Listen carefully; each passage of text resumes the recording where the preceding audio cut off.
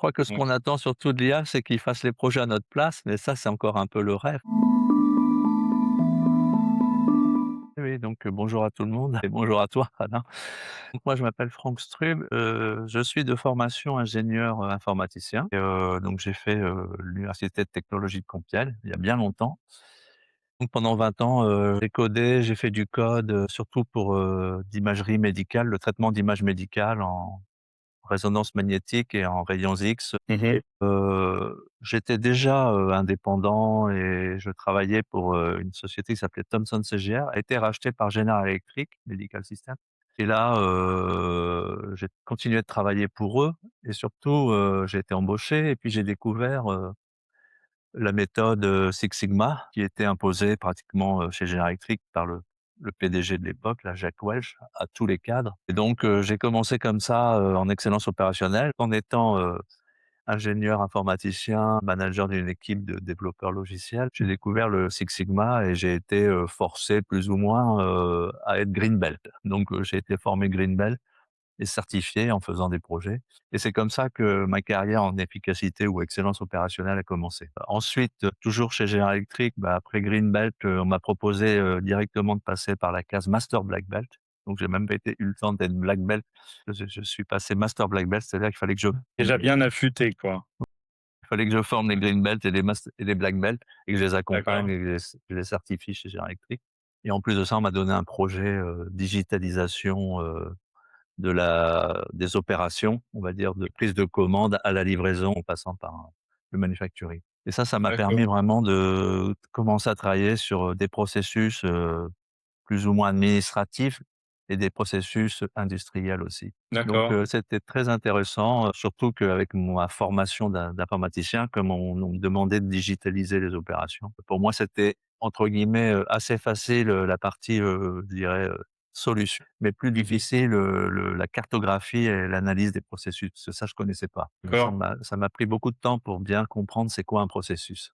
Malgré la formation et la répétition de comprendre que finalement dans une, entreprise, tout est organisé, par les processus et que si on commence à penser par les processus et ben, on commence à avoir un bon point, d'accroche pour, améliorer des situations. Ça m'a permis vraiment chez General Electric de découvrir, l'efficacité opérationnelle au sens où chez General Electric, on voulait être toujours numéro un ou 2 mondial, sur Mmh. tout ce qu'on faisait. Et Mmh. finalement, ou l'excellence opérationnelle, c'est d'être le meilleur dans sa classe et donc ça, c'était aussi très, formateur et intéressant. Ouais, ouais. Voilà, donc c'est comme ça que j'ai découvert, la méthode et puis, je me suis dit: «Je suis resté 2 ans master black belt», à peine 2 ans, parce que chez General Electric, on était promus assez souvent, donc plutôt tous les 2 3 ans.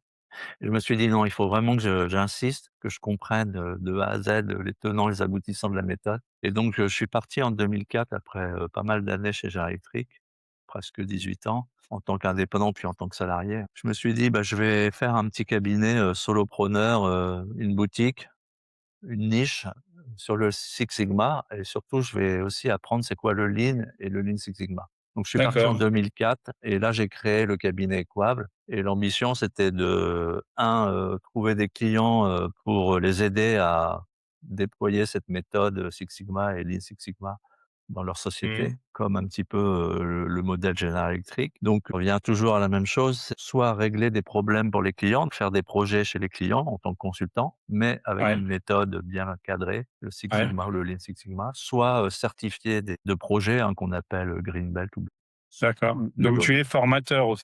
et former, quand je dis certifier, c'est former, accompagner, coacher et certifier les chefs de projet que je forme, ouais. Voilà, D'accord. donc je suis formateur, que j'ai eu aussi l'occasion de former, à l'école centrale, Supélec, des professionnels, hein, heu, Mmh. en executive education, au niveau Ouais. yellow, green et black belt. D'accord. Voilà et comme je suis très curieux, j'ai été, très attiré par le lean et à un moment et je suis allé au Japon, donc faire un Japan tour de 10 jours Super. pour aller chez Toyota, avec des anciens cadres de Toyota, comprendre la méthode, Lean et Lean Excellent. Six Sigma. Ce qui a permis d'élargir un peu mon périmètre mais surtout de bien Ouais. comprendre, c'est quoi le Lean Six Sigma? Ouais, ouais, ouais. Voilà. Tu es allé butiner, de la méthodologie, d'excellence opérationnelle un petit peu partout. Voilà. Alors, en parallèle, j'avais des clients dans l'industrie et dans les services. Moi, je pense que Ouais, la méthode s'applique aussi bien dans les services, si ce n'est mieux que dans l'industrie. Donc j'ai toujours gardé ce large éventail de clients, de types de clients. Donc je sers aussi bien l'industrie que les services. ouais. Voilà. OK. Et en 2019 ou 2020 avec le covid, je me suis dit: «Bah, je vais développer, le e-learning». Donc j'ai développé un site, d'e-learning, pour le Six Sigma, le Lean Six Sigma. Et puis en 2025, grâce à l'IA, j'ai commencé à développer un outil, qu'on appelle Dime que j'appelle Dimex Suite, qui Mmh. s'appelle Dimex Suite avec l'IA, ce qu'on appelle du vibe coding, codification, assistée par l'intelligence artificielle avec un outil. Mmh mh. Et cet outil, c'est, un outil, de type SaaS, Service as a Soft enfin, Software as a Service, pardon. Mmh mh. Et ça permet quoi? Bah, ça permet d'avoir une seule application, une seule plateforme qui à la fois gère, le déploiement du projet à grande échelle, globalement, pour une entreprise et permet du plan projet et apporte, un cadre pour chaque jalon des MAIC d'un projet Lean Six Sigma, un chef de projet et les outils statistiques et non statistiques, la cartographie de process, mais aussi tous les outils, un petit peu comme la base, d'outils Minitab. Donc Est-ce qu'il y a ce un des programme avantages de d'IMAX Suite, c'est, d'exécuter un projet, du dé à la phase de contrôle, beaucoup plus rapidement qu'on le fait de façon traditionnelle, sans l'intelligence artificielle? bah, oui, ça permet, plusieurs choses. La première chose, c'est si tu es, chef de projet green belt, yellow belt, black belt, ça permet d'aller plus Mmh. vite parce que tu as toujours un coach, en assistant IA qui te permet de poser toutes les questions, que tu as sur le Lean Six Sigma. Parce que le Lean Six Sigma, en 1, 2, 4 semaines, tu peux apprendre beaucoup de choses, mais quand tu sors et que tu es devant ton projet, ton écran, tu sais pas trop ce qu'il faut faire pour chaque jalon. Donc là, tu es non seulement guidé Exactement. par l'appli, mais en plus Ouais, tu as l'accélérateur, je dirais, tu as un coach 24 heures sur 24. ouais, J'attends pas les sessions de coaching une fois, toutes les semaines ou une fois toutes les 2 semaines, ouais. heure avec ton master Mmh. Black Belt. Là, tu l'as Ouais, sous ouais. la main et en plus, tu peux lui demander, de générer pour toi des livres. Donc, par exemple, tu peux lui dire, «Fais-moi le stakeholder analysis», c'est-à-dire l'analyse des parties prenantes et dis-moi ce qu'il faut faire comme plan ou comme stratégie, d'engagement, des parties prenantes. Ça te fait gagner des heures où tu te retrouves seul devant ton écran, quand tu n'as pas Ouais. cette, intelligence artificielle. Ou, Oui, pratiquement, ça peut pour remplacer revenir le coach. Le de master black belt est le cadre qui te définit les livrables dans chaque jalon, plus, les analyses assistées par l'IA, plus la génération des livrables pour certains par l'IA, ces 3 axes, grâce à l'IA te permettent de pratiquement d'être autonome. Donc ouais, à la limite, un master black belt, tu peux l'utiliser juste en revue de jalon, pour vérifier que tout est OK. ouais, Je dirais que tu n'as plus besoin d'attendre les sessions pour avancer, donc tu vas plus vite et puis tu peux vraiment réduire les coûts en tant que chef d'entreprise, de ouais, coaching, d'assistance ou ouais. d'accompagnement. D'où l'intérêt, ouais, d'être coaché, en plus par un master black belt avec de l'expérience parce Ouais, que rien ne remplacera l'expérience et l'IA, c'est un élément, multiplicateur, quoi ouais. et c'est un accélérateur et ah ouais, excellent, excellent. Bah, c'est bien là où on attend, que l'IA, nous fasse progresser, nous fasse avancer plus vite. Bah, je crois que ce Donc qu'on attend surtout de l'IA, c'est qu'il fasse les projets à notre place, mais ça, c'est encore un peu le rêve, que l'IA découvre, on en parlera plus tard, c'est un peu les challenges que je vois. Qu'est-ce que l'IA pourrait faire en excellence, opérationnelle? C'est découvrir lui-même, c'est quoi les opérations dans une entreprise, c'est quoi les processus et est-ce qu'il y a des blocages et les mmh, régler? Et ça, on attend ça, pratiquement, comme je voudrais dire d'avoir voilà, un une robot sorte de IA, robot magique, sans pouvoir agent, qui réfléchir. pourrait faire, les projets d'optimisation presque tout seul, quoi. Et ça, c'est Envoyer pas des encore alertes aujourd'hui. On y réfléchit. que tu valides et de tes voyages, tu as été amené à rencontrer, des personnes, d'ailleurs, plus ou moins médiatisées, plus ou moins connues, mais surtout des personnes qui t'ont inspiré et ou des rencontres, qui t'ont vraiment, laissé un souvenir, mémorable? J'ai rencontré plusieurs personnages, célèbres. Le premier, c'est Jacques Chirac, président, de la République à l'époque, c'était en 2002. Et pourquoi je l'ai rencontré ou je l'ai croisé? En fait, j'habitais un village, dans lequel, il y avait la maison d'Émile Zola. et en 2002, c'était le bicentenaire de la mort d'Émile Zola et donc le président de Ouais. la République est venu faire un discours et une petite cérémonie, un verre de champagne. Ou il était en congé? Alors là, je ne sais plus, je crois que c'était son deuil en 2002, donc ça devait être juste l'année, où il a été, Ouais, ouais. mais bon, c'était surtout le charisme, la façon de faire les discours, s'adresser à la foule, de faire en sorte à chaque fois qu'il avait une interaction avec quelqu'un comme si c'était la personne la plus importante du monde. Donc c'est surtout ça qui m'a marqué quand j'ai croisé des personnages, assez célèbres. Le deuxième Ouais, ouais, personnage, c'est, j'ai rencontré, chez General Electric, Jeff Immelt, qui était le PDG de l'époque et le successeur de Jack Welch. ouais, Je l'ai rencontré aux États-Unis à l'université de GE où qui formait ses cadres, hein. J'étais là 3 semaines en formation pour être manager. Il est arrivé un dimanche en hélicoptère, il a fait un discours, il nous a parlé à chacun individuellement, on était presque 100, participer au cocktail et cetera. Donc c'était une ouais. expérience aussi, vraiment intéressante et encore une fois, je n'en revenais pas comment il arrivait à mémoriser les noms de toutes les personnes pratiquement qu'il croisait chez Ah Gérald ouais? Pique et se souvenir des gens. Quand il m'a demandé: «C'est qui votre manager?» Je lui ai dit, je lui ai répondu et je la connais et cetera et cetera. J'étais impressionné, quoi. Voilà, donc c'est la deuxième personne vraiment que j'ai croisée qui était assez célèbre et la dernière, si je peux donner encore un exemple, c'est j'ai eu, donc du pendant le Japan Tour au Japon en 2014, j'ai été, formé, accompagné par, le fils du docteur Shigo, lui qui a créé le Poka-yoke, donc le fameux détrompeur ou la méthode le détrompeur. Mmh. C'était intéressant parce que son fils travaillait chez Toyota et il a été patron general manager de Toyota Chine et donc on a beaucoup échangé avec lui, Ouais, Toyota, méthode Toyota Chine, ouais. c'était vraiment, très intéressant. Et d'ailleurs, ça me fait penser, à une question que je me posais tout à l'heure quand tu parlais de ton Japan Tour et de Toyota. Ça devrait être intéressant aujourd'hui, parce que, ils seraient, complètement ouverts à ça, mais compte tenu du développement industriel de la Chine et notamment, des progrès énormes qui ont été faits dans le domaine, automobile, sur lequel ils sont en train de prendre le leadership. Ça serait intéressant de découvrir, aussi, leur méthodologie, leur approche industrielle. Et est-ce que, ils se sont aussi inspirés, de modèles occidentaux et japonais? Ou est-ce que, ils ont développé ou ils ont aujourd'hui, une, heu, une approche un peu hybride, qu'ils auraient enrichie avec, leur culture?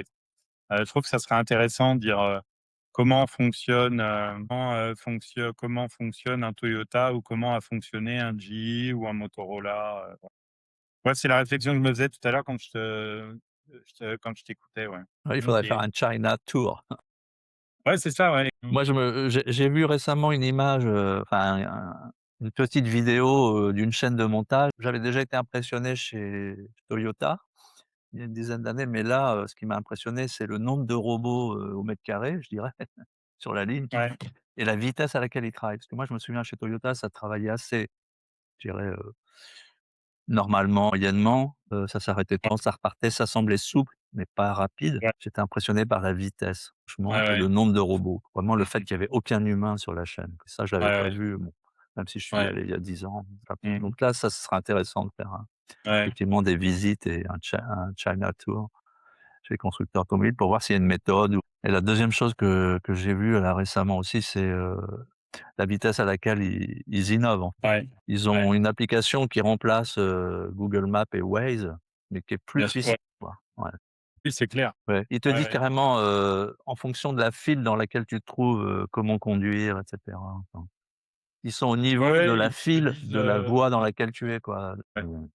Oui, bah, je pense que globalement, la Chine, elle a beaucoup copié pendant des décennies. Elle a beaucoup appris et maintenant, en particulier, elle a beaucoup formé, ses ingénieurs, ses techniciens et maintenant, ils ont, les bases, pour pouvoir, assurer, de la recherche et innover et améliorer, significativement. C'est clair. Là, Oui, bah, écoute, on sur la planète, une concurrence industrielle de taille sup moi, je suis convaincu que même si on s'est laissé aller aux choses faciles pendant des décennies, depuis le début des années 2000, hein, on s'est laissé aller, à, déléguer notre industrie, parce que moins cher en Chine.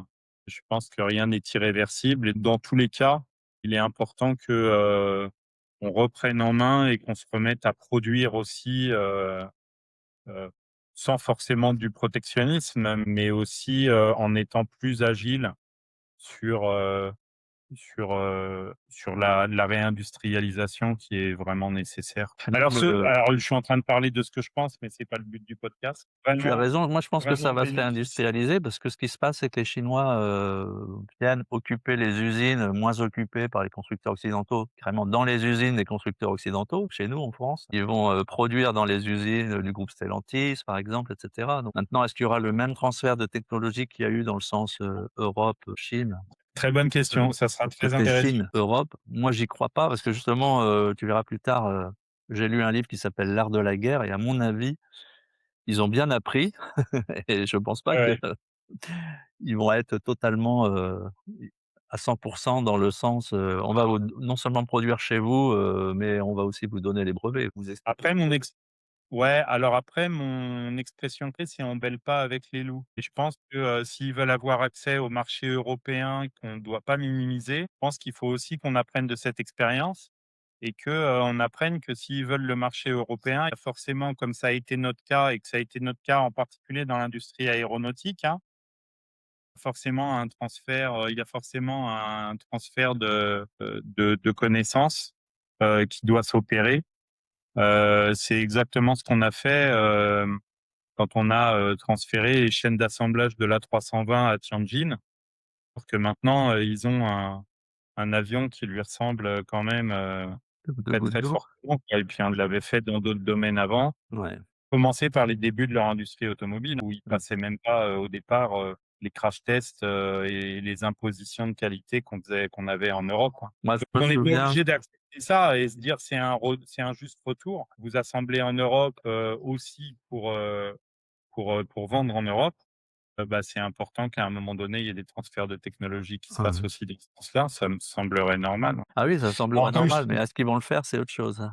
Je pense qu'ils garderont mais toujours, un brevet d'avance, pour moi. ouais, mais nous aussi, dans certains Ouais. domaines. Oui Mais et non, parce que je me souviens que dans les années 2000, je travaillais pour une société qui s'appelait l'Académie Lean Six Sigma et qui, formait la SNECMA, les moteurs d'avion et donc les SNECMA, les moteurs d'avion qui allaient sur les Airbus et eux, ils disaient, «Non mais la Chine, ils n'arriveront jamais à même s'ils font un avion, ils n'arriveront jamais à le faire, comme nous et ils feront jamais un moteur» et en fait, mmh mh. enfin comme nous, hein, sous-entendu au niveau de Ouais, performance, d'efficacité, de et en fait aujourd'hui, c'est Comax, hein, je chinois. ouais, c'est ça, ouais, Il commence à être au niveau des Airbus moyens, petits, moyens et bientôt grands, quoi bien sûr. Ouais, ouais, et ouais, ouais. cher, quoi. Bah, quand ils auront les autorisations de vol, aussi, en dehors de la Chine, Ouais, bah, voilà, ils deviendront un vrai concurrent. ça fera une Tu concurrence. parlais de l'académie Lean Six Sigma, bah, connaissance en commun, hein, d'ailleurs, qui nous a fait nous rencontrer initialement.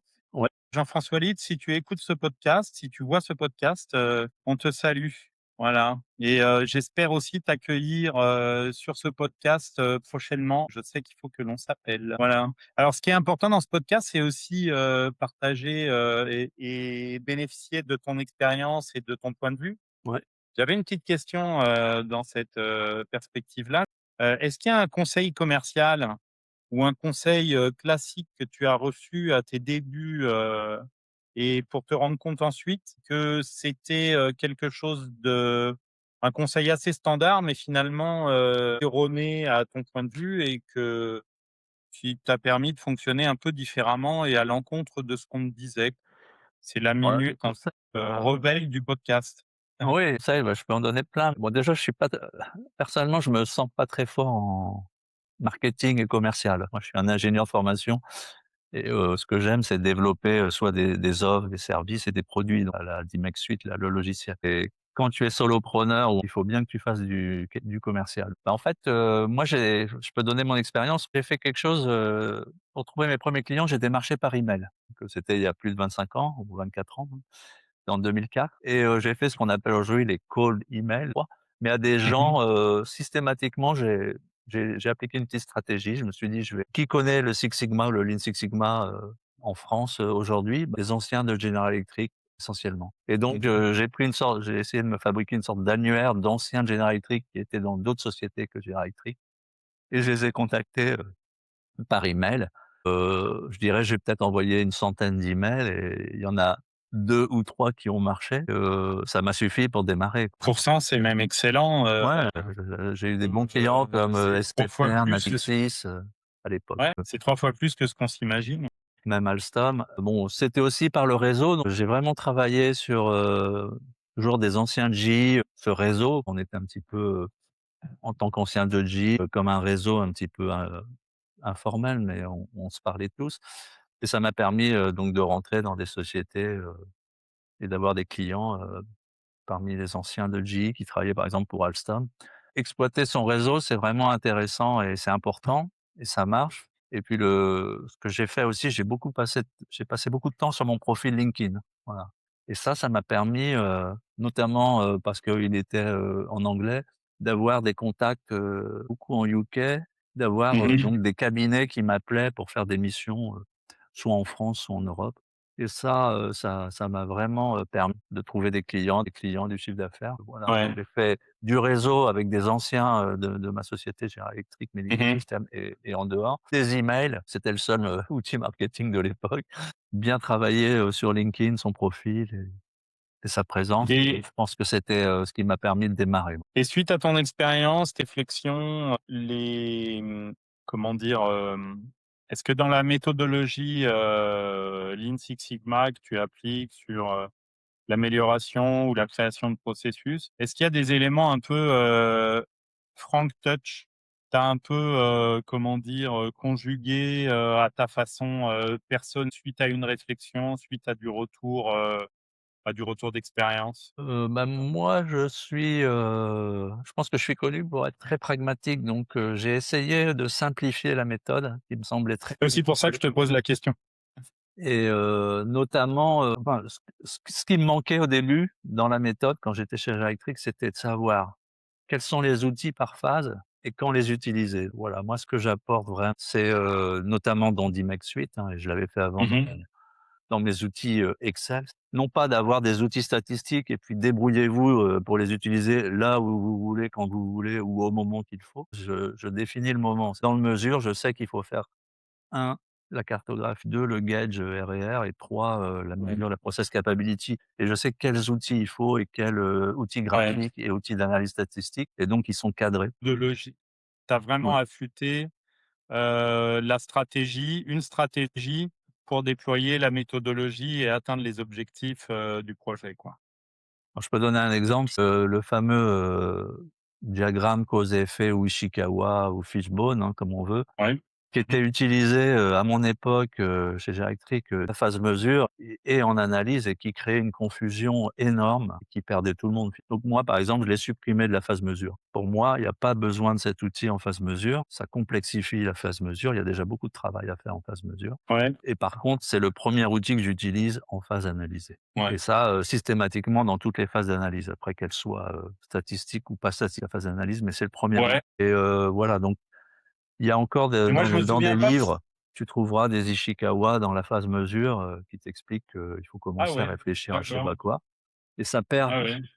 perd les chefs de projet Bah, d'accord. OK. Ben, et ça après ça ralentit. je sais pas si ça résulte aussi de la même démarche que la tienne, mais moi, ça serait plutôt aussi très naturellement dans la phase d'analyse. Ça fait très, très longtemps que je me suis pas, j'ai pas avancé sur un Ishikawa, sur la phase mesure parce que je suis totalement d'accord avec toi. On a déjà suffisamment à faire et ça ouvre des portes, qu'on n'a pas besoin d'ouvrir encore à ce stade-là, quoi. Enfin et avant d'avoir affiné sa phase mesure, quoi. Ouais, ouais. Et puis comme j'ai beaucoup travaillé dans les services, dans la méthode, il y a le gauge. Dans les services, tu sais, tout est dans des bases de données, des informations et cetera. Donc on te dit: «Bah, l'information, elle change pas, elle varie pas, donc ça sert à rien de faire le gauge derrière» et je suis à peu près d'accord. En fait, moi, j'insiste, si on peut dire qu'il y a une frank touch sur le fait que, je vais lire de l'information dans la base de données et si c'est 150 la valeur, demain ce sera toujours 150. Enfin, il y a beaucoup de chances que ce soit 150 et si c'est toi qui la lis, Alain, tu vas trouver 150. Effectivement, répétabilité, reproductibilité, c'est bien, mais ça marchera toujours avec l'informatique ou la base de données, sauf si quelqu'un change la valeur dans la base, effectivement. C'est très rare et donc moi, j'insiste vraiment sur la 2e partie qui est: mais est-ce que quand c'est marqué 150 dans une base de données informatique, pour toutes les industries de services et même dans l'industrie, est-ce que ça vaut vraiment 150 dans le réel?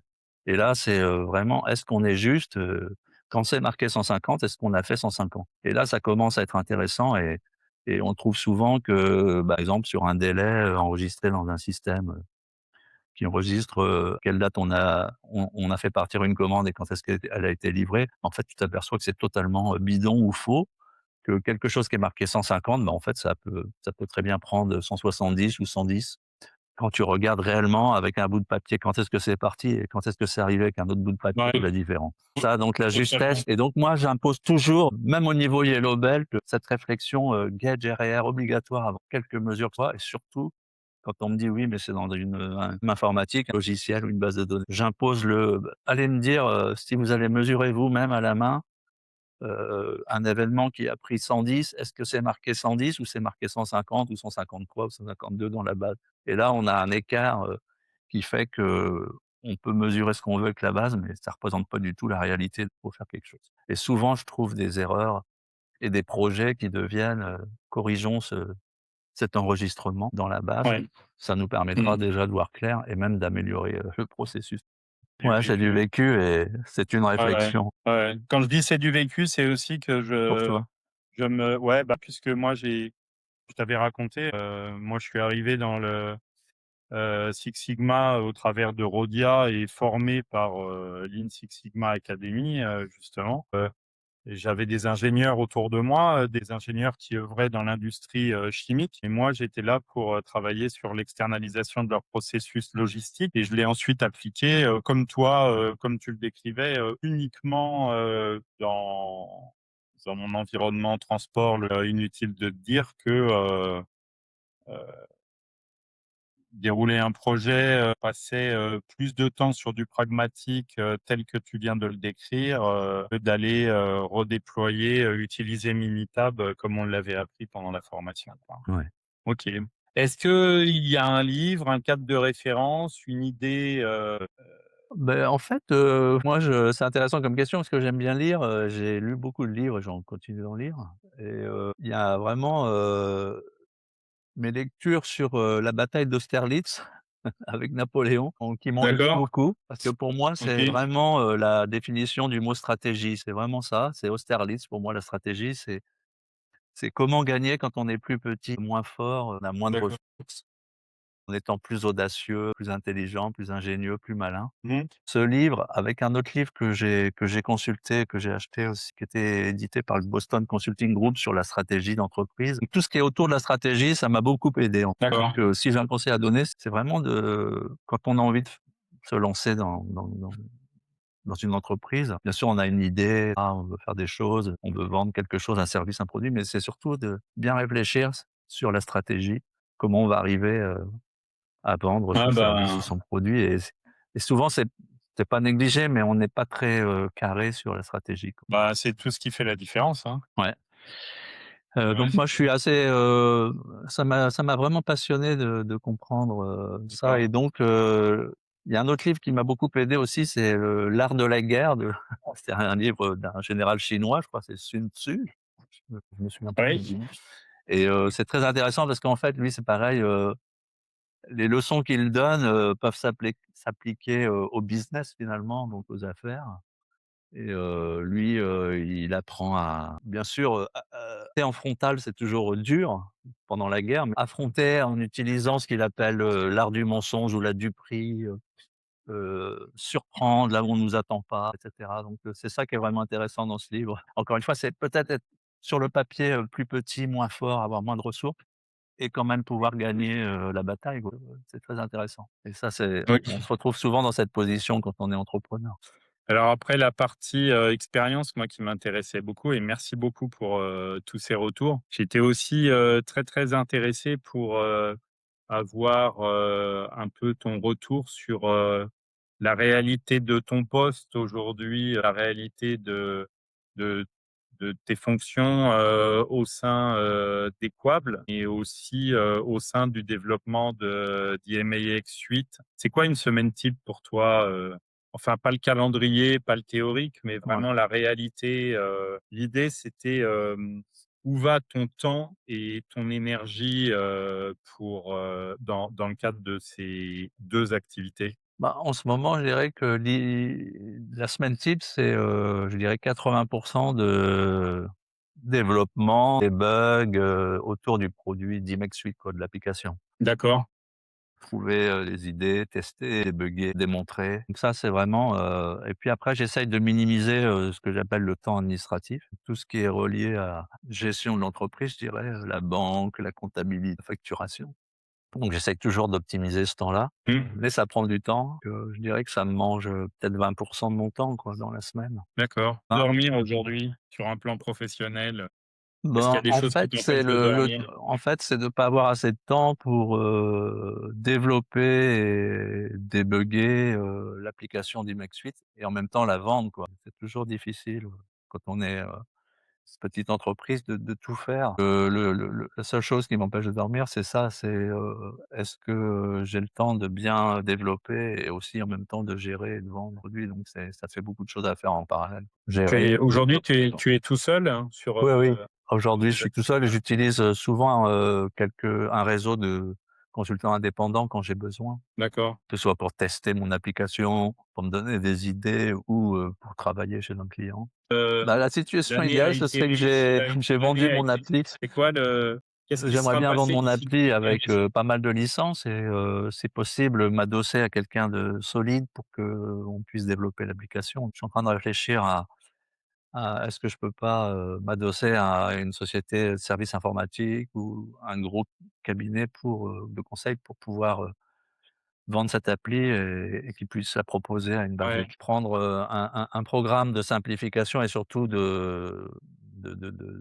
d'agents IA, dans une société financière pour améliorer la productivité. Mmh mh. Moi, j'ai dit: «OK, je veux bien faire, mais on fera avec la méthode, d'IMEC plus IA et pas IA toute seule», parce que je sais ce que ça va donner et là, ça leur a Ouais. plu quoi d'être structuré et j'essaye d'imposer mon application pour gérer le déploiement de tous les projets, la formation, la certification et les projets et justement pour, pouvoir transférer aux clients à la fin, de la mission, tout grâce à la base de données et à l'application SaaS d'IMEC. C'est un petit peu spécial parce que j'ai dit que par processus, je voulais qu'il y ait un, black belt et un, chef de projet informatique. C'est ce que j'ai connu chez General Electric Medical Systems où il y avait un chef de projet technique et un chef de projet,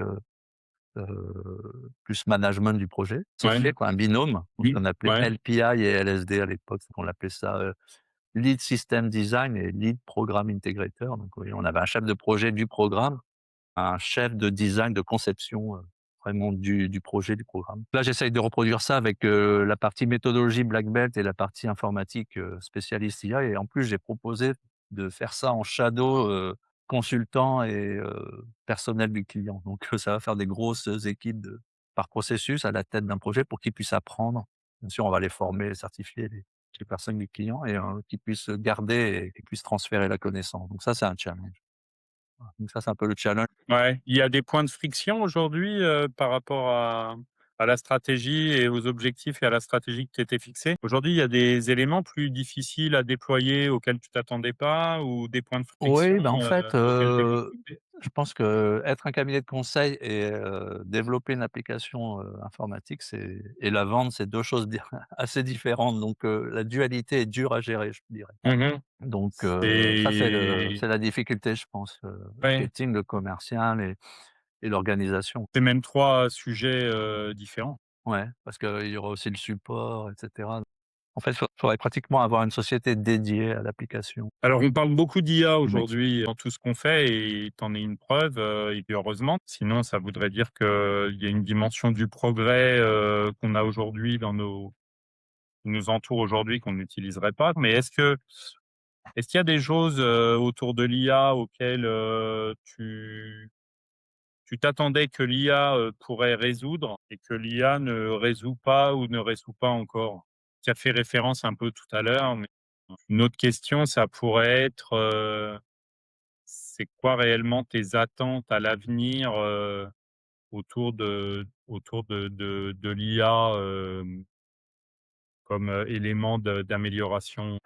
Bah, en fait, pour moi, l'IA peut résoudre pratiquement tous les problèmes, que l'on rencontre dans une société. La seule chose, c'est qu'elle est pas, elle est probabiliste, quoi. C'est-à-dire qu'elle va évaluer une probabilité pour qu'une réponse soit la bonne et il y aura toujours, une probabilité qu'elle soit pas bonne.